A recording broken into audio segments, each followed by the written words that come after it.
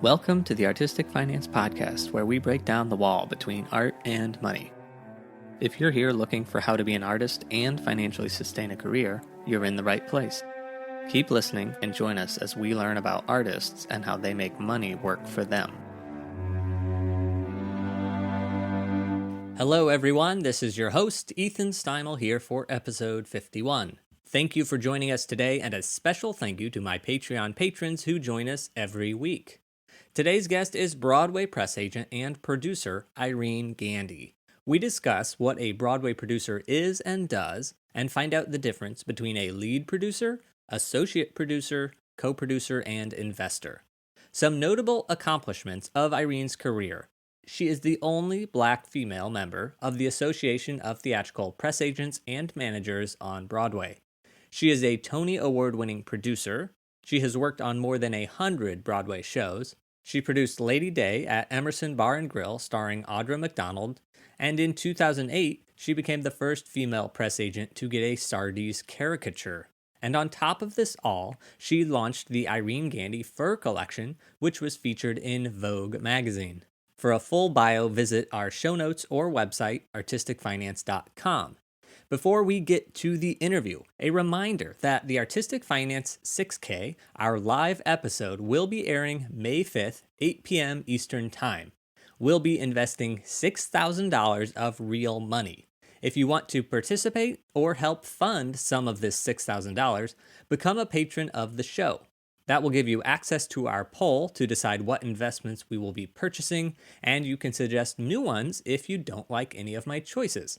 If you become a patron by May 5th, you can join at the $3 level before it goes away, and that gets you access to a podcast feed with early releases and extended interviews. And remember, on May 5th, we are slowing down the podcast to release every other week. But if we get 50 patrons by May 5th, I will continue to release weekly interviews. On this week's patron episode, we discuss accredited versus sophisticated investors and learn that Irene was knighted and is now Lady Irene Gandy. If you would be so kind as to support the show, do that at patreon.com/artisticfinance. And to find out more details about our $6,000 investment live broadcast, listen to our bonus episode where we supply all those details.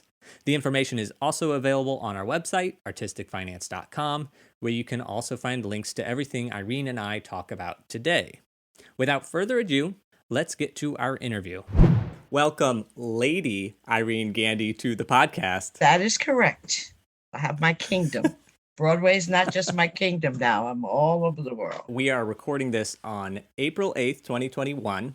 So we are amidst a COVID-19 pandemic, and we're also amidst a Black Lives Matter slow burn in the United States and across the world, and recently Stop Asian Hate attacks on Asian Americans. And so that's also happening right now. Also, trans lives matter. There's, trans, that's very important as well. We're all in the same boat. Diversity is one, as an African American, for the people who can't see me, diversity should be diverse. It should not be one another.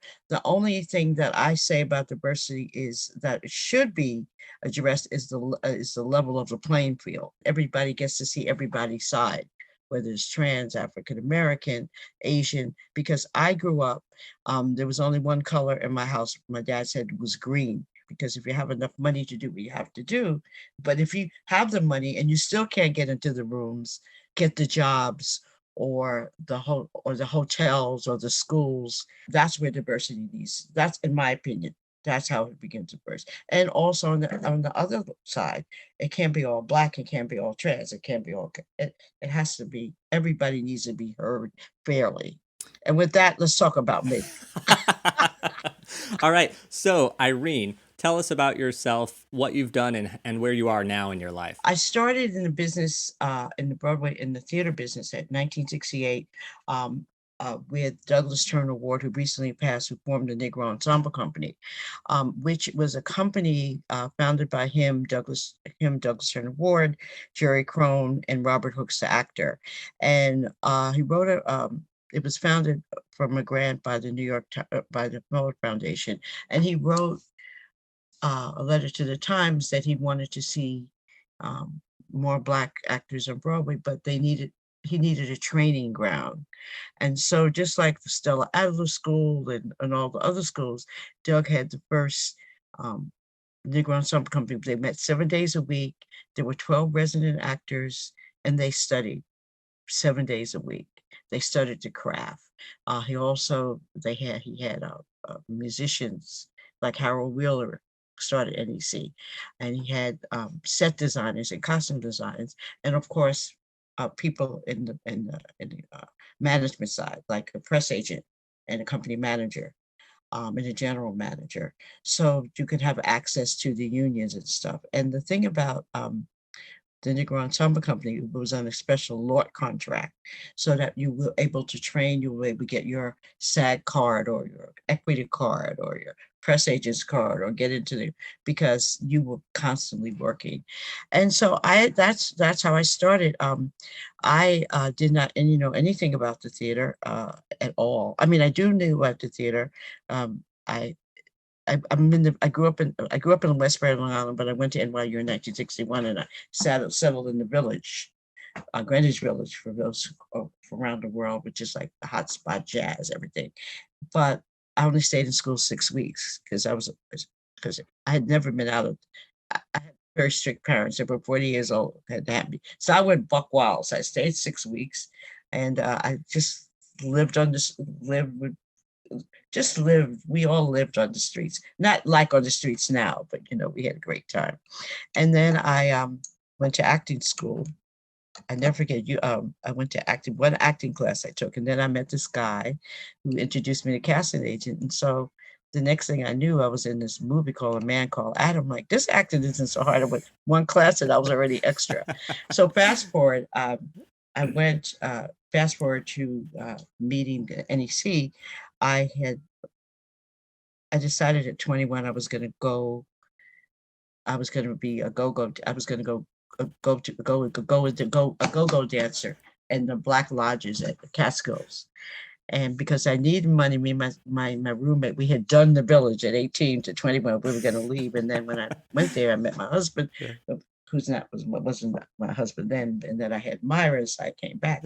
But to make a long story short, one of my neighbors, he wrote, there was a place called Electric Circus way before the Studio 54. Mm-hmm.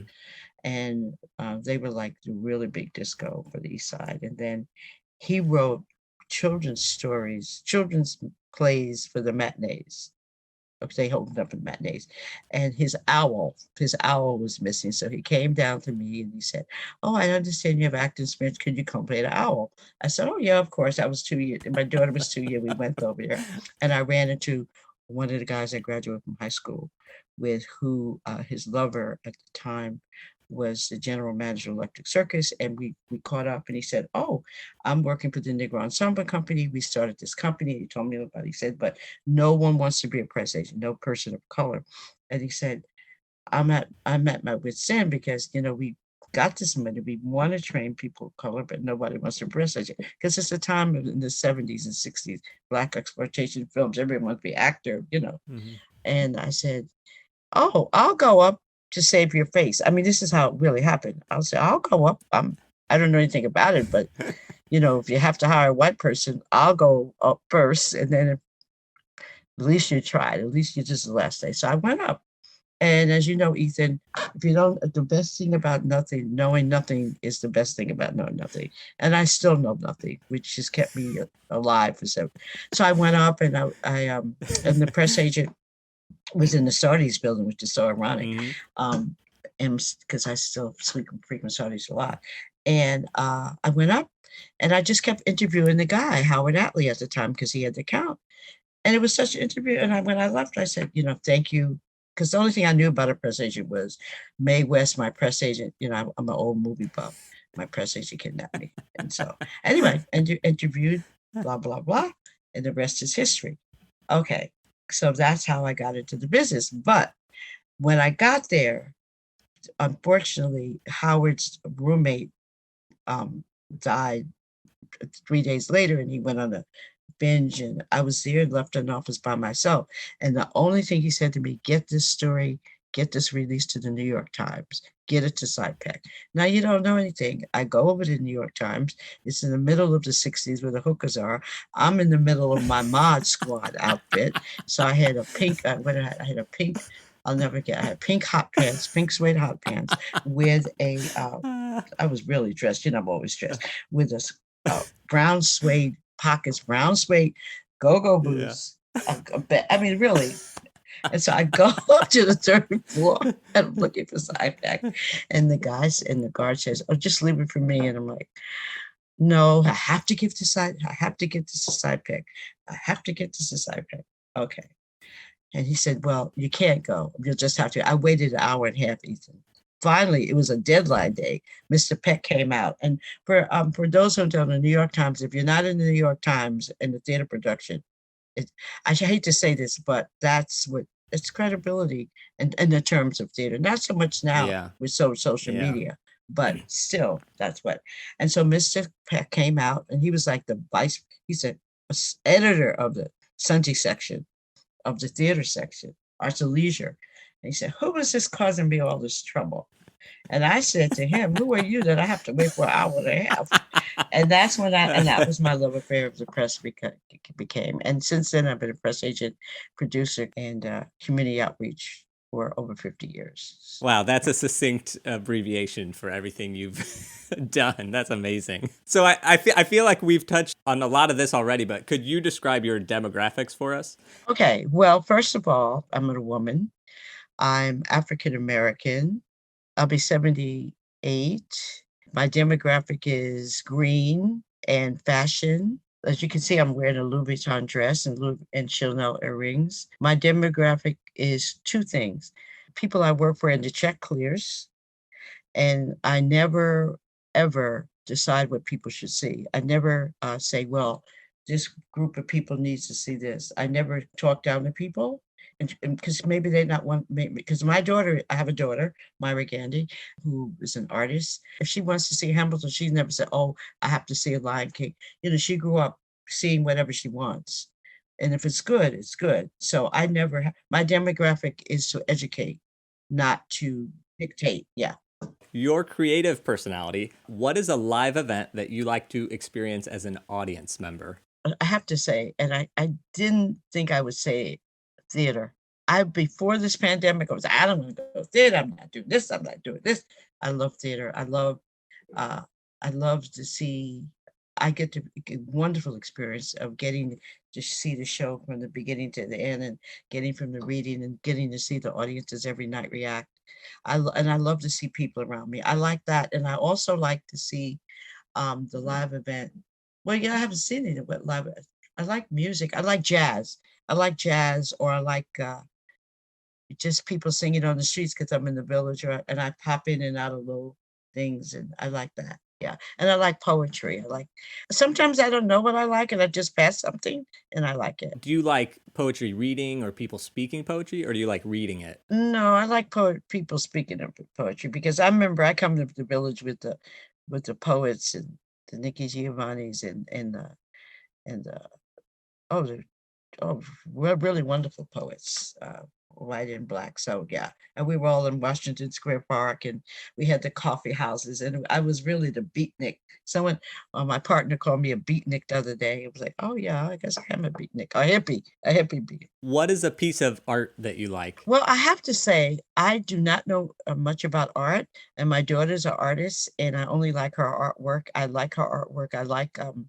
I don't like Picasso because I don't understand that. I like things with colors. As an African American artist, I like Romar Bearden.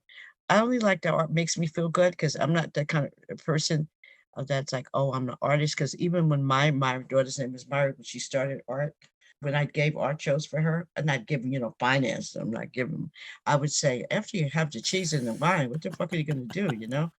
When I did a first art show at B. Smith's Restaurant, which is in New York, I was like, oh my God, what do you do after look at the art? So the next art show we had at a disco. So I made Art Goes Disco. So people looked at the art, then they could dance. Then I had Art Goes Jazz. And then people can have jazz music. Then I had Art Takes the Runway. And amazing, back in the 1990, we had the art show, and Myra, my daughter, she does faces of women, and she had all the trans women in 1990 be the faces being the living. So we did art the runway. And then I saw a real good exhibit where one of my friends, Tony Award-winning choreographer, George Faison, he did a show at the MoMA. The dancers came out of the paintings. They came to life. So I think I like things like that, because for me to sit around looking at something I don't see it, and looking at people drinking bad wine and plastic cups, I'm not that girl. Okay, I'm a lady, Irene. Okay. This is so funny because if somebody invites me to go see their exhibit, I much prefer to not go to the opening and just go on my own and look at the art. I hate going to the opening. Like, I don't like the event part of it. Oh, it's awful. And that's the great thing I love about the pandemic, Ethan. We don't have to go to this stuff. You know what I mean? I love it. I love that. And we don't have to be, oh my God, I love this so much. Oh my God. Onto your financial personality. Are you bad or good with money? Oh, so bad. So bad. So bad. Because I'll tell you why, because my family was so good with money. I mean, there was a Christmas club, there was a SNH Greenstand Club. My father, they were so good with money. I mean, it was like, and I just came out of the culture because, you have to, my dad used to keep $1,000 in the basement in case you have to run away. I'm getting better. I'm better now, but you can't take it with you. And I think also too, in the early days when I first started in Negro Ensemble Company, there was always board of directors, and I got to see how the wealthy people lived who never carried money, and I found out if you're white, not white, I mean wasp white, wealthy, because there's a difference between being rich and wealthy, and you have the name the Kennedys or the Carnegies or the Mellons ask behind you, you really never make it in everything you have going with you. Don't, and you're a white male, you never really make it in the business till you're 40. And I happened to work on one of the Kennedys. I did some community outreach, and I got to really see how people live. All of the schooling in the world, all of the stuff, it wouldn't take you to where you think you're going to go. You know what I mean? Again, it's about diversity. You can work hard, but if you don't have access to certain things, you're just like a spinning the wheel. I'm like, what the fuck, I learned I was with one of the late Kennedys who I'm not mentioning. I remember going into Cartier's with them. One of them, the salespeople just gave jewelry. I'm like, don't you have to pay for it? No, they never had to pay for it. They never. I'm not just saying that. I mean, not just them. I mean, what have I experienced? You can always sign a check. What you need to know, Ethan, if you go into a major restaurant, really nice restaurant, and that's high class, you can always sign a check, and they would never question you because they don't know if you have a house account. So those are the things I learned, which I said, oh shit. I'm like, just do what I gotta do. I'm thinking about putting this to a test and going to a really nice restaurant and signing. Yeah, you can.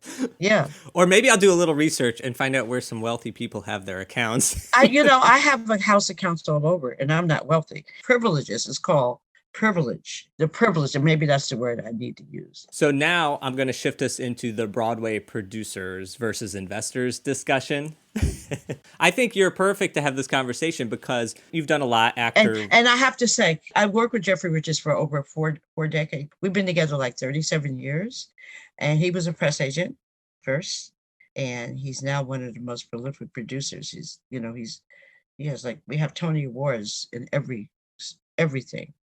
from Glengarry Glen Ross, we have Tony Awards in every genre musical. Yeah. Yesterday, I saw the cover of the Hollywood Reporter. Oh, about Scott. Yeah. I love Scott. I love Scott Rude. You have to accept people for who they are. But if you feel that way, but the fact that a big time producer can let you go into an office and learn from him, all of those people that they're talking that have spoke out on him, they all have great jobs. Think about that, Ethan. I read it this morning. I'm like, yeah, but where are you now? You're not in the street. You're heading this one. And that's how you learn. Because that's how we learned. When I started being a PR person, show started at 8:30. That's how long ago. You had to hand deliver the press releases. There was no internet. We had a mimeograph machine. If it was raining, you had to take the umbrella out and take cabs for the critics so they could get back and write their feed. I just think that, okay, didn't leave. And, it's so what? Yeah, I mean, this is a business. It's called show business, not show play. But I mean, I'm a fan of Scott Rudin. I'm sorry. And I know I'm a fan of anybody that's honest and real and authentic. People don't like me because of the way I talk. The people don't like me saying there's only one color, there's no black Broadway. But that's who I am, and I stand by it. I love that because another thing is Elon Musk over at Tesla. He gets all this grief for all these things he says. Yeah. And it's like he has done more for renewable energy. Right. He has given more to charity Yes. than I will ever even dream of doing. What he also has done, the people that has worked under him have been gone on, because once you say you work for us or you have worked with Scott Rudin or Elon Musk or anybody else that people are complaining about, because you're going to have contacts that you will never get to. Because if you can say, oh, I used to work with Scott Rudin, or, oh, remember me, I worked with Scott Rudin, blah, blah, blah, blah. Remember, yeah. I mean, it's going to open doors. I mean, it's a name. So, right. You see what I'm saying? So, what is the difference between a producer and an investor? And specifically on Broadway is what I'm talking about. Okay, yeah, that's all I know. Well, here's the thing. The role of the producer, I have to say this gingerly, the role of the producer from the time I've come to now, the producer is the person who has the money, who takes responsibility for the whole money. An investor is a person who invests in the show, and they don't like to be called investors anymore. They like to be called producers, but in fact, they really are investors. They invest their money in the show. But if the show closes, are they willing to pay for the bond and everything else? Because the producer and for the union, we have to pay a bond in case the show closes. We have to pay a bond. We have to you have to have all that money. You have to be responsible for all the actors. So that's the role of producer. That's the lead producer. And I answered your question. Just because I don't know about the bond. I mean, I understand the concept of the bond, but can you just explain that a little bit? Yeah, everybody on Broadway have to be in a union. And because shows can open, you can work on a show for 5 years and come to Broadway, close in one night. And so in order to protect the actors and the stagehands unions and everybody else, you have to put up hundreds of thousands of dollars of bond to secure what the finance of the show is. You have to put up, like, I think 20%, or I might be wrong, a large percentage of the show's budget. If the show is budgeted at $4 million, you have to put up the bond close to that. You know what I mean? For the weekly expenses, yeah. And the bond is, so if the show closes, everybody still gets paid out for 4 weeks or something like that? Yeah, it covers the 2 weeks, 2 weeks or whatever, yeah. That's the role of producer. And the role of investor, you invest in the production and you get paid, and you get your money, that's what that is. Yeah, I thought producers didn't necessarily have to bring money to the table. Is that true or is that not true? Do they all bring in money? Let's just put it this way. It's like that beautiful shirt you're wearing. If you see it out of the store window, you go into the store and say, oh, I would like that shirt. I'm going to wear this shirt. I'm going to take this shirt out and present it on my show, Artistic Finance. But I don't need to pay you. You know what I mean? The people in the window says, no, you got to pay me. You can keep whatever you make from the shirt, but that comes out first. So you cannot produce anything without money on Broadway. The lead producer, you have to have the money. And sometimes you have the money and you have to have the contacts because there's only a couple of houses on Broadway.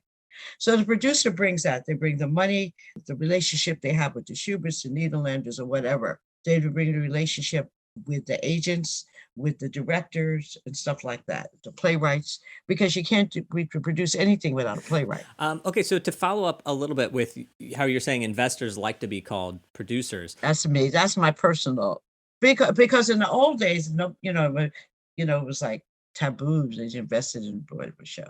But I think, and we need their money, so they'd like to be called producers, and they are producers. They're investing producers. They invested the show, and they get a producer credit. So that's what I was going to ask about, is because on a board, you have lead producers. Yeah, you have the 4 lead producers. They are responsible for the upkeep of the show.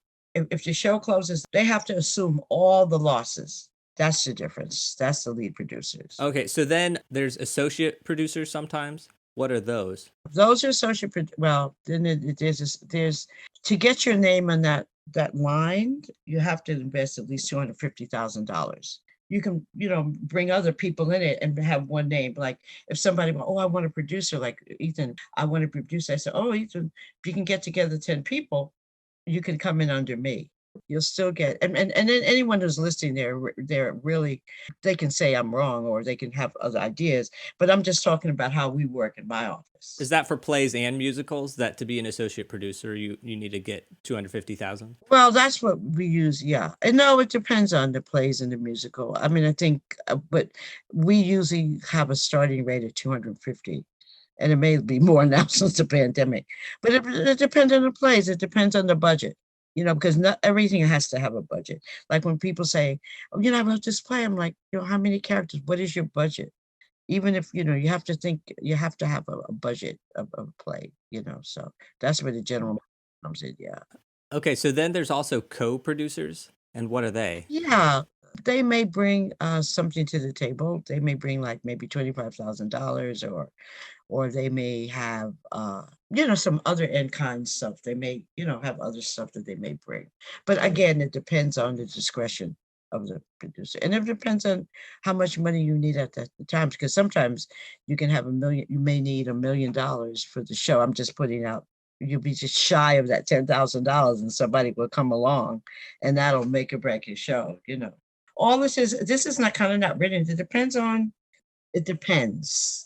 I'm going to just try to summarize it just so I sort of understand the structure, and correct me if I'm wrong. So at the bottom of the producer totem pole is the co-producers who could bring 25,000-ish maybe, and or some other assets. Yeah, I'm just throwing out $25,000 because that's usually, the lowest. Yeah. And then if you move up bringing more money, you're an associate producer. Yes. And then if you bring any more than that, you can be a lead producer. But you also have to sort of be involved. You can't be a lead. Yeah, you're not going to be a lead, but you can be on that line. Okay. Yeah, you could be a lead producer. It depends. And it depends on relationships as well. And is there only 4 lead producers for every show? Yeah, because it's attorney general.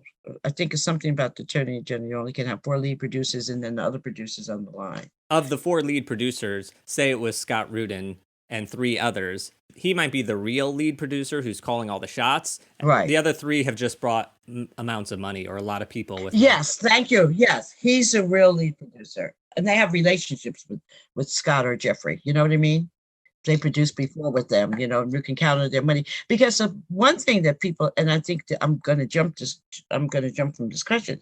This is a racket. This is a crapshoot producing. You got to know how to lose money.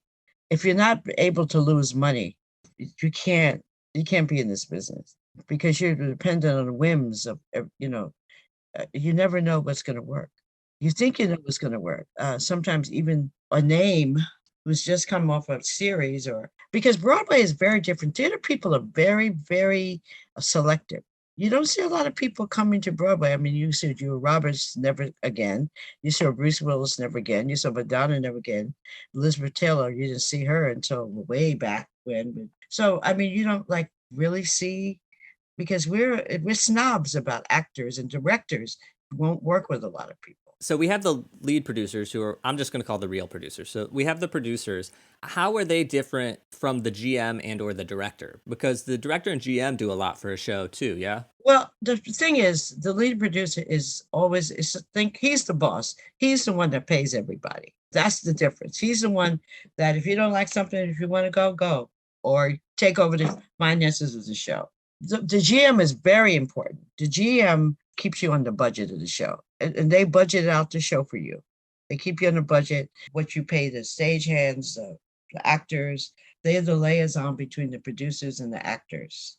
The director is the creative part of this. Take him out of the producing. He's on the creative side. Normally, if a producer has a good relationship with the playwright, like we work with David Mamet a lot. He's a playwright, but also we have directors that we work with a lot. It's hard to explain because it's all about relationships. It's really all about relationships. And this is why I kind of think it's really hard. Theater is not as diverse as we like it. Broadway is a whole club under its own. It's the tried and true. Nobody wants to branch out. If they did, we wouldn't be concerned about the New York Times review. You can get a whole bunch of great reviews, but if the Times is not, You know what I mean? So it's all about tradition. Maybe that's the word I'm using. It's tradition. Tradition. So I have this question, but now I don't even know if this is a good question, which is how can I become a Broadway producer? I wouldn't suggest it. I tell everybody, stay out of the R's. The first question I would ask you, and I'm turning the tables on you. Why do people want to be a Broadway producer? Do you want to see because the producer you think it's like the old movies? I'm a producer. Because what happens is when we go into the advertising rooms, we have like all these producers say, well, I'm the producer, but you're really not doing 8 performances a week. You know what I mean? So if you really want to come a Broadway producer, I think that, you just have to, I don't know how you do that. I really don't, I really don't. I have to be honest. How do I become a skater? Would you ask a basketball player, how do I become MBM player? Or I don't know. I don't know. Do it. Learn it. Learn Yeah. it. Learn it. So, for example, for me, I would say, well, I know a bunch of playwrights, right? And some of their shows I really like, and I would love for them to get to Broadway. How do I do that? You would call me and say, look, Irene, that's what you do. Again, you call the people and say, look, you have a relationship with me now. And because you have to know somebody, it's all about knowing somebody. The world doesn't change. You got to know somebody to know somebody. Even when you're paying your cable bill, if you pay your cable bill and you're late and you have a relationship with LaShonda, and it's a LaShonda said, don't worry, girl, I got you. And then all LaShonda leaves gets married. And then Christina comes and says, where's LaShonda? LaShonda's going, you don't say, oh, I'm sorry they're gone, LaShonda. You try to make that relationship with Christina. So when you have the cable bill late, you can say, okay, Christina, I got you. You know what I'm saying? So again, that's what it's about. And now all my any playwright who listens to this is going to email me and say, hey, can you get this to Irene? Yes. No, I mean, I think that's what we have. That's what I love about Jeffrey Richards. We do like he really encourages new playwrights. Like we have Enchanted April and a lot of new playwrights. And now with Broadway's Best Shows, he's not just sitting there waiting for Broadway to open, but he has virtual Broadway shows that, that he's doing things with Pearl Clegg and stuff. You've seen that. Because if you're really about the art, and of course there's no art without the finance, but it has to be a passion from here. You know what I mean? So yes, by all means, because you just can't say. Here's the thing, I do encourage people, don't have the answer before the question. Don't have the solution before the problem. Because what people do, they get stuck. They say, oh, I have this play. Well, they'll never read it. They'll never see it. And they just stop. And how do you know that? You haven't even sent it. Everyone's looking for something, new, or people don't know what they're looking for. It's like auditions. You go, they think they want one thing. You don't know what you're looking for. I have a fur coat business. I have a fur collection, and people say, oh, I want this coat. But I said, come down and see, because you really don't know what you want and what you thought you want. And they said, oh, and that's how I approach things. Like, I really didn't want to do this. I was like, I didn't want to do this with you, Ethan, because I don't like to do interviews. But I'm like, why am I having to, because it's going to cost me this, I'm going to do that. I'm like, you're using your own advice. And how lucky I am to do this. I'm so honored, because look what I'm learning, and I'm hearing myself realize how much I know, So that's what I'm saying. So just do it. And I think that touches on what you said earlier, which is it's a beautiful thing to not know what you don't know. Right. Because you're saying, well, I don't know how to tell you to become a producer. You don't know where to apply pressure. Like, you can try to do it the way somebody else did it. Applying the pressure where they applied might not work for your situation. It's like when I was coming up, my mom's trying to teach me how to iron a shirt. I don't iron to this day. And she was like, iron, no. And then my dad came in and says, is the shirt iron? She said, yeah. She said, and he said, just because she didn't iron it the way you iron it, the bottom line, the shirt is still ironed. It doesn't have to be the way you do it. Like, I love what you said, because the pressure, we're not curing cancer here or COVID. We're just expressing our feelings, because I'll tell you, there's always going to be one person who's going to like your work, and that's going to be you. And you can't be validated by it. You can't let that stop you. Here's a question. Here's a question for you that if I don't have much money at all, how can I become a producer? I think before you work about much money, I think you have to know, what are you presenting? What are you producing? See, already you're putting the cart before a horse. It's not the money. It's like we have house seats for people who don't know. I'll use Hamilton. Hamilton has house seats. It's a sold out show. We all don't sell everybody just because they have the money. You know what I mean? So you have to the product. If you're presenting a product only for money, then you're not in that's not why you should be producing. So I have no answer to that. I read something that said when you have a dream, God doesn't have a budget for your dream, but you have your faith. You know what I mean? So don't put a budget on your dream. I didn't say that. I didn't say that. But really, don't ever put a budget on your dream. And I will say, I feel like we've established this, that it's not necessarily about the money, because somebody told me once, they say, well, financially, a producer is sort of looking to do 9 shows that are going to fail, but then that one that succeeds to sort of pay for the 9 failures. Here's the thing. We know it's a crapshoot. If you produce from your heart, you never fail. It's never failure. Just people didn't want to see it. But it doesn't, because the playwright is, it still has life. It still like, that's why these revivals keep going on. People keep saying, oh, well, nobody wants to see Who's Afraid of Virginia Woolf for the 10th time. Yeah, they do. Nobody wants to see The Glass of Ramsey for the 10th time yeah, they do. And nobody wants to see Hamilton. Yeah, they do. It's like someone says, oh, Irene, you're a celebrity. I didn't realize that I was a celebrity, Ethan. I didn't realize it because fans make celebrities. People, we don't say, I can say, oh, I'm a celebrity. Someone had to tell me that, or like things. And I'm going to just go off script for a minute, because I think this pandemic has showed us how we in the community, theater community, have just ignored our New York theater community, because we're always depending on people coming from the Thanksgiving shows for the out of towners. And we have not seen our own children. We've treated our children in the theater community like skeptic children. So I'm kind of glad because we're all coming together.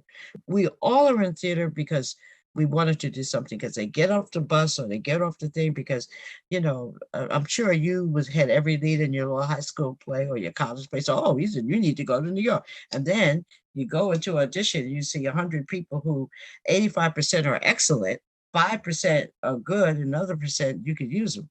And you say, oh, I don't want to do this. So, well, maybe I'll do a company manager. Maybe I'll be a waiter, or maybe not a waiter, but, maybe I'll be a stage manager. So you have to, so that's because we all come with a passion for this.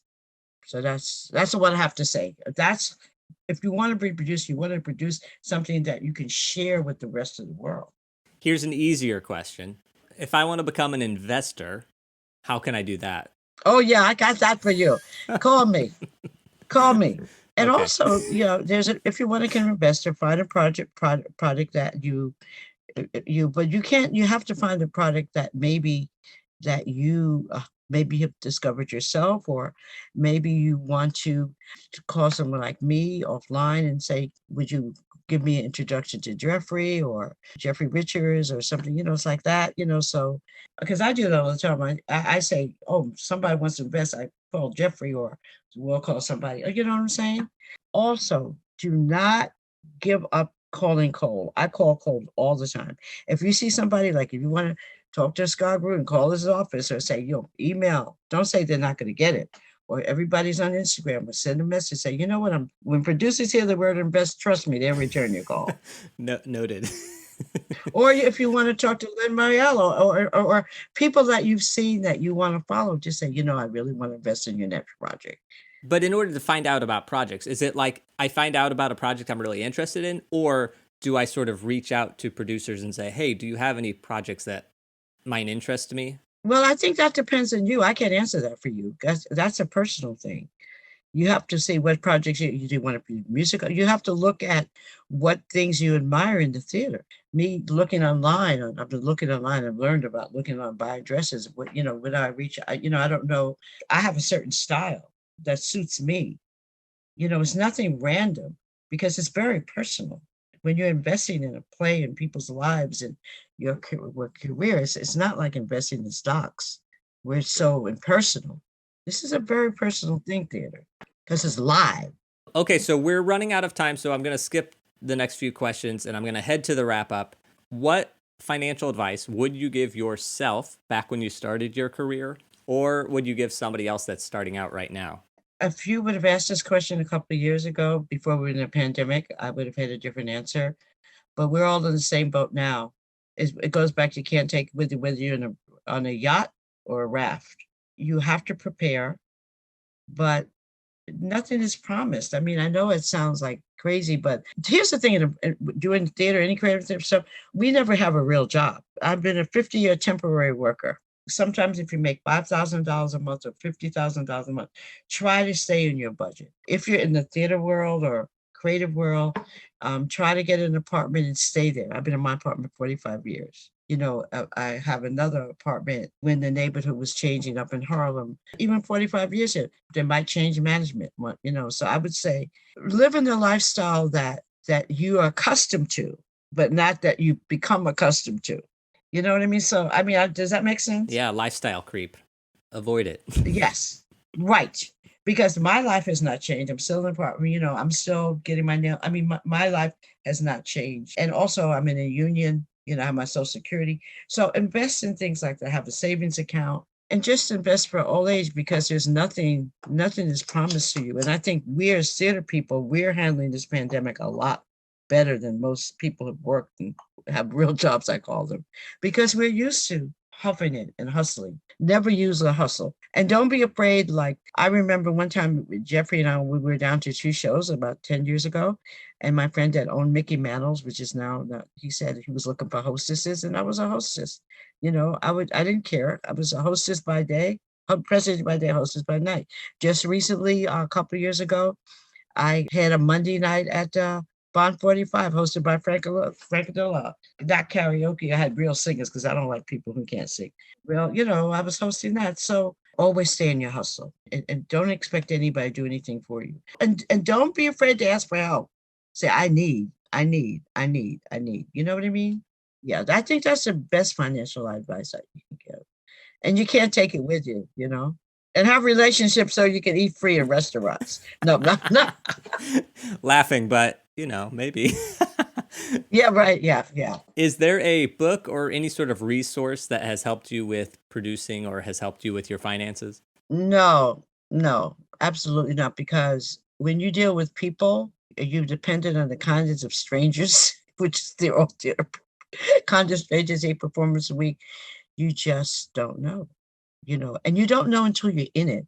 I think I know in our office, if anybody comes and wants to be a journalist or want to be a press agent, and they have all the schooling, I'm going to ask you this question because I'm sure you had a lot of schooling, and I'm going to see why there's no book. What are your strengths, Ethan? What do you think your strong points are? I get along with people and I don't judge people. Okay, that's good. So what are your weaknesses? You see? Yeah, that's why you wouldn't be hot. Yeah. But I'm just saying, I mean, that was your test. So that's why I said there's no book. Here's a typical example. Me, I have been a press agent for 50 years. I do not know how to write a press release, but I do know how to get the stuff placed. I know my weaknesses. I tell everybody, you want to hire me, write on a press release. But I can promise you, I can get you in the Frank Adela show. I could get, I can do. And there's no book that teaches you that. Yeah, I really like that. Well, because that's something even with this podcast is that I'm learning. It's like if I'm not good at a certain part of it, like don't do that. Right. Focus on the parts that I can do. Yes. Try to get help with the rest of it. Right. What can you and I do to stress the importance of finance and savings to other artists? Like my daughter, I have to use my daughter. Typical example. She would not, she loves a job. And now, but I would tell her, you either have to go do your art all the way or have a job all the way. You can't do it both. If you're in this arts, you have to go all the way. You can't do it. I mean, don't get me wrong, finance is important, but you have to, at some point, realize you have to go all in. Because while you're working on your 8-hour-a-day job and you try to play, somebody might be calling you to have an audition or to talk or have a meeting. So and you might be missing opportunities. You have to decide. You have to hustle.